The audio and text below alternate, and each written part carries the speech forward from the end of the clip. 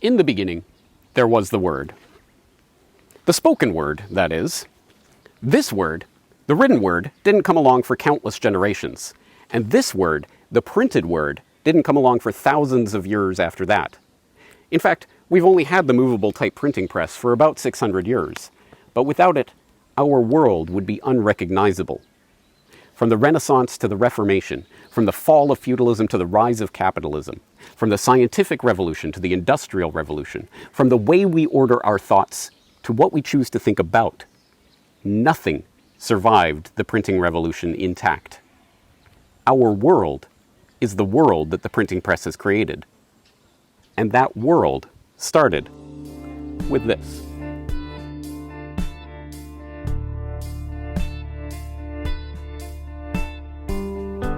Media.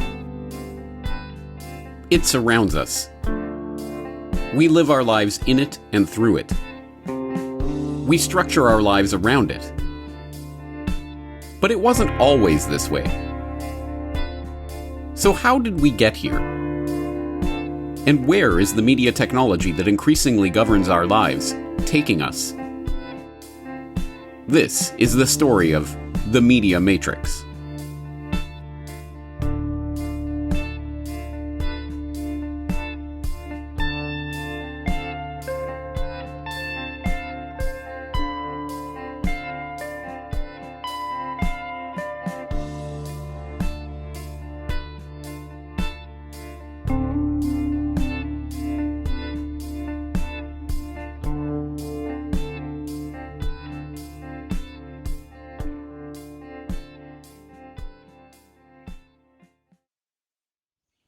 You see, in the Middle Ages, mirrors, especially curved mirrors, were fiendishly difficult to make.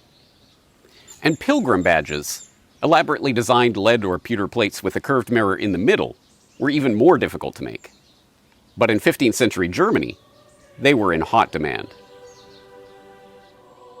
It all goes back to the year 800, when Emperor Charlemagne gifted 4 holy relics from Jerusalem to the cathedral in Aachen in modern-day Germany.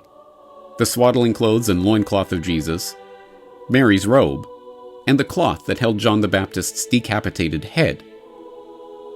The relics were thought to have miraculous restorative powers, and so, after the Black Death of 1349, they were removed from the cathedral's golden shrine and put on display for the public once every 7 years, attracting tens of thousands of pilgrims from across Christendom.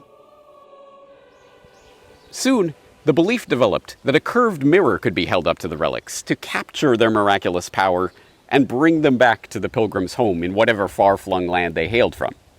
Now, the mirror was not a mirror like the ones we're used to today. It was a pilgrim badge, and it was one of the few mass-manufactured items of the Middle Ages.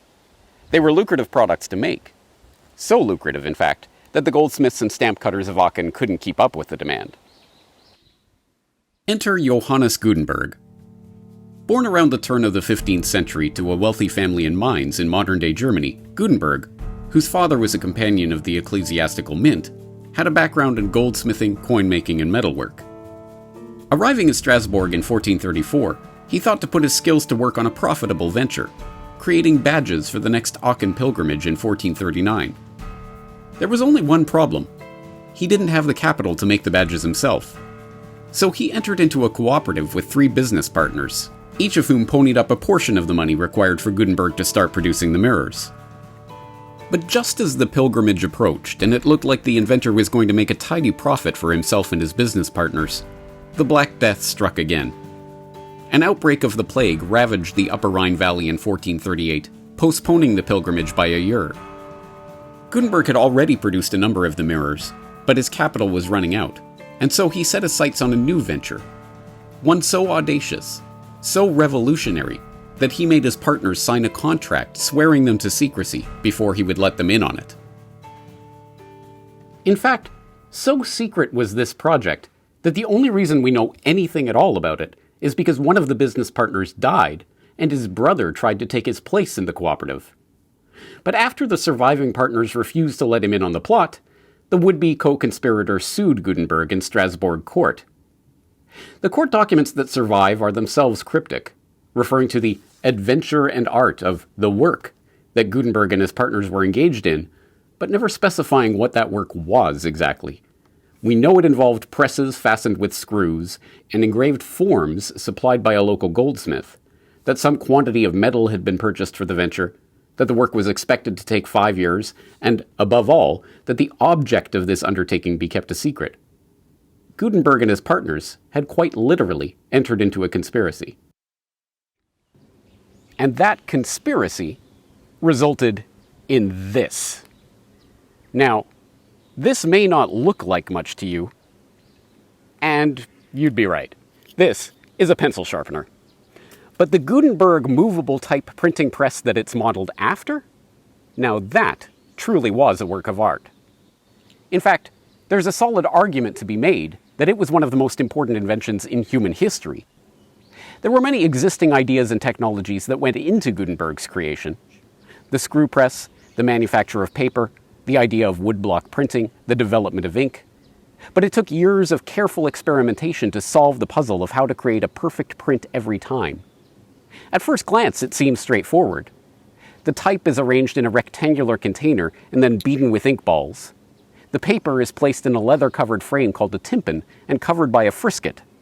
The tympan is then laid onto the type and fed into a screw press, which is turned to press the type onto the paper. Simple, right? Hardly. In fact, every part of the printing process involved years of laborious experimentation. Finding the right paper to print on, finding the right moisture levels for the paper to absorb the ink, finding the right way to dry the paper, finding an ink that wouldn't run off the metal type, finding the right alloy for casting the type, and on and on and on. Each problem tested the limits of medieval technology and the limits of Gutenberg's own skill and ingenuity. And the result was nothing short of a revolution. How so? Well, here, look at this manuscript. What do you see? If you lived before Gutenberg, you saw a page of text, a totality, a clump of information. But Gutenberg saw something different. His core insight was that a page of text was not a thing in itself, but a collection of letters that could be broken apart and rearranged into any other collection of letters. From that deceptively simple observation came this, the printed page, mechanically produced, perfectly identical characters that could be arranged into any configuration the printer desires to create any text imaginable. And that insight birthed the modern world. It birthed the era of mass communication. Pre-Gutenberg, there were no books, no pamphlets, no newspapers. In fact, in the 50 years before Gutenberg, all the scribes in all of Europe struggled to produce 20,000 laboriously hand-copied manuscripts. In the 50 years after Gutenberg, the printers that sprung up around the continent churned out 12 million printed books. It birthed mass manufacture. Beyond pilgrim badges, there were very few mass-produced items in medieval life. Clothes, tools, shelter, manuscripts, everything was handmade. The book accustomed the medieval mind to the idea of identical, mechanically produced objects, and the printing press, with its mechanically perfect type, prefigured the advances of industrial production. It birthed the scientific revolution. The widespread publication of data, the collection of knowledge in widely available reference books, the ability to exactly reproduce illustrations.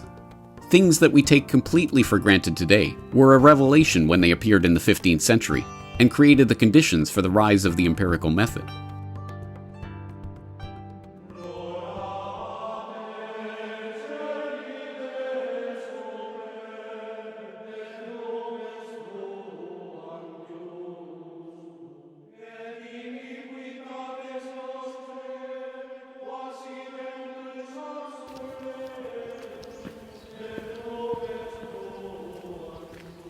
It birthed the Reformation.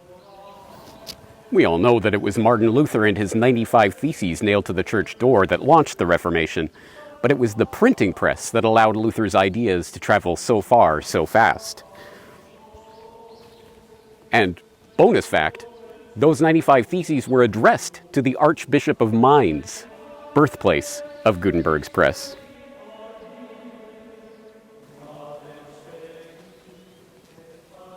The printing press even birthed the nation-state. How would you describe the impact of the invention of the printing press? Give us some instances of what happened as a consequence of this. It created almost overnight, it created what we call a nationalism, what in fact, effect was a public. The old manuscript forms were not sufficiently powerful instruments of technology to create publics in the sense that print was able to do.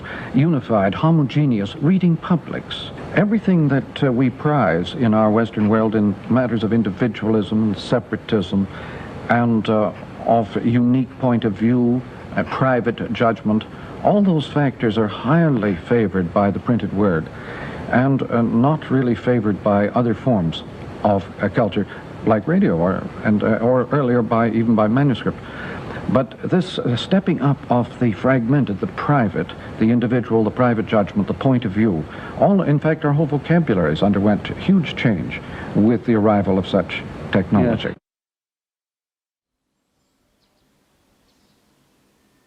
The world that Gutenberg was born into was this world, the real world. If you learned anything at all about this world, you probably learned it from direct experience, or at least from someone who had that experience. But the world that Gutenberg left behind was a world of mass communication. Books were no longer a rare and valuable thing, and it was increasingly likely that your information about the world came from someone you never met, someone who may have been long dead. The movable type printing press didn't just change the way people communicated, it changed what they communicated about. In a very real sense, the printing press invented the news. Before Gutenberg, the news was whatever you managed to gather from your neighbors, what you learned from travelers passing through your village, what you heard the town crier yelling through the streets, or, at best, what you yourself read in the occasional proclamation or edict from the authorities. But after the printing press, the news was for the first time collected, organized, printed on a regular basis, and distributed far and wide. In 1605, the world's first newspaper was published in Strasbourg, the same city where Gutenberg was making his mirrors for the Aachen pilgrimage a century and a half prior. And soon everyone and their dog was printing a newsletter, or a pamphlet, or a newspaper, or a tract, and these ideas were spreading around the world like they never had before. For the first time, someone could be reading the same news as someone in the next town over. Or someone on the other side of the planet. At the exact same time. The printing press united people like never before, and the result was an explosion in the spread of ideas, the likes of which would not be experienced again for centuries. But not everyone was excited about this free flow of information. Entrenched power structures of medieval society, the crown, the church, the feudal lords, had persisted for centuries by controlling information and suppressing dissent. But as the barriers to new ideas collapsed, so did the old feudal order. It's no surprise, then, that wherever the printing press traveled, wherever this new cadre of printers and booksellers set up shop, the censors were not far behind. When Lutheran books began appearing in England in 1520, Cardinal Wolsey was quick to declare that anyone caught with the texts would be subject to heresy laws. Not to be outdone, King Henry VIII's proclamation prohibiting erroneous books and Bible translations of 1530 afforded him the power to try readers of these blasphemous and pestiferous books in his own dreaded Star Chamber. Parliament dissolved the Star Chamber in 1641, but they weren't about to give up censorship of the press.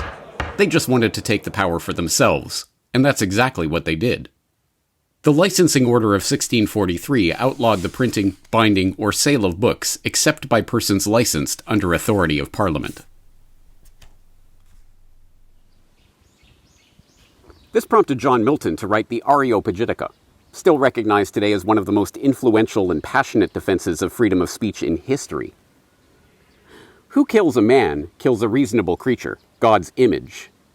But he who destroys a good book kills reason itself, kills the image of God, as it were in the eye. But even the loftiest language of Milton had little effect in swaying the censors. The licensing order was not overturned for half a century when the Parliament decided not to renew the Act. Those in positions of power had good reason to fear the printing press. Gutenberg's invention turned their world on its head. Suddenly, people who had been kept apart and largely in ignorance of the world around them had been brought into a community of readers. A gigantic societal conversation began, empowering radicals who sought to overturn the order that had existed for centuries, and helping them to spread their dangerous new ideas faster and farther than they ever could have with pen and paper.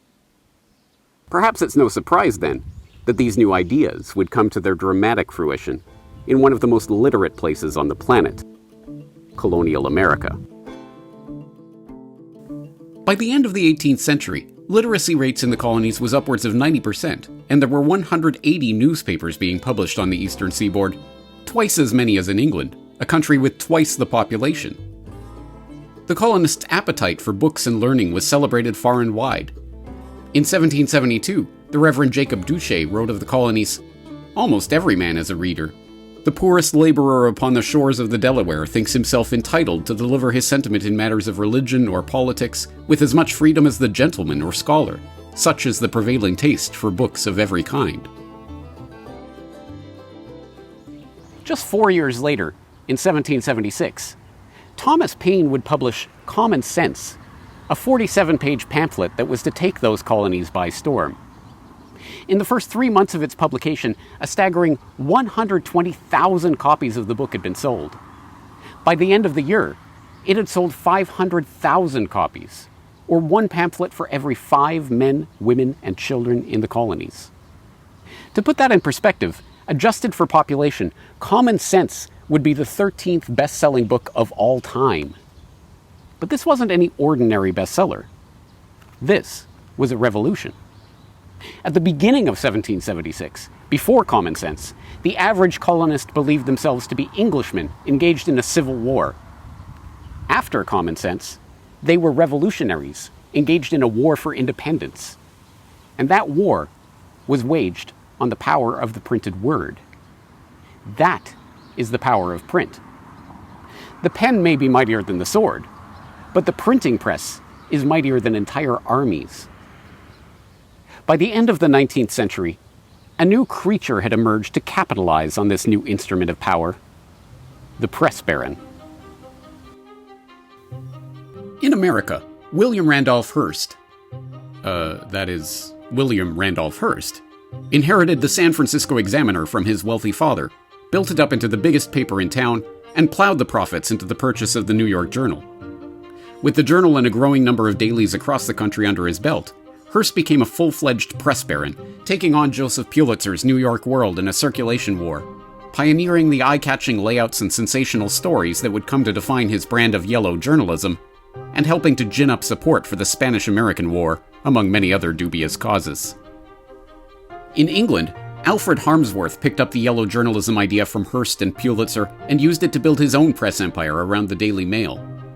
From a lower caste of British society, Harmsworth found himself in the center of political power in Britain, using his influence to gin up public hatred of the Huns ahead of World War I, becoming director of propaganda for the government in 1918, and earning himself the title of Lord Northcliffe in the process. In a sense, the Lord Northcliffes and the William Randolph Hearsts and the other press barons of that era were the end stage of the Gutenberg Revolution. The invention that had given a voice to the masses and started a conversation that would topple institutions, dethrone monarchs, and reorder empires had now catapulted people at the fringes of power into its very heart. With the power of the press, these men were able to sway the minds of entire nations of people. Naturally, the old tension between the ruling elite and the masses empowered by the press was still there.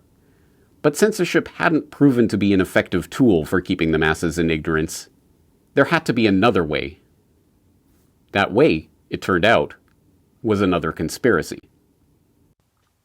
On February 9th, 1917, Oscar Callaway, a U.S. representative from Texas' 12th District, exposed that conspiracy in the Congressional Record. In March 1915, the J.P. Morgan interests, the steel, shipbuilding, and powder interests, and their subsidiary organizations, got together 12 men high up in the newspaper world and employed them to select the most influential newspapers in the United States and sufficient number of them to control generally the policy of the daily press of the United States. They found it was only necessary to purchase the control of 25 of the greatest papers. The 25 papers were agreed upon. Emissaries were sent to purchase the policy, national and international, of these papers. An agreement was reached. The policy of the papers was bought, to be paid for by the month. An editor was furnished for each paper to properly supervise and edit information regarding the questions of preparedness, militarism, financial policies, and other things of national and international nature considered vital to the interests of the purchasers. The news was extraordinary, but it almost didn't get reported at all. Calloway had not been given time to make his charges on the floor of the House. Instead, they were buried in the record. It wasn't until another congressman demanded a full congressional investigation into the charges that the newspapers even bothered to cover the story at all. Perhaps it's no surprise that the Gutenberg Conspiracy ended up here, at the Morgan Conspiracy. That a revolutionary step towards freeing man from the bonds of ignorance was met with a revolutionary counteraction designed to place those chains around him all the more tightly. That at the zenith of the print revolution, the oligarchy finally found a way to control the free flow of information. Ironic, then, that within the space of a few short years, the print revolution that Gutenberg had started was about to be overturned by another technology.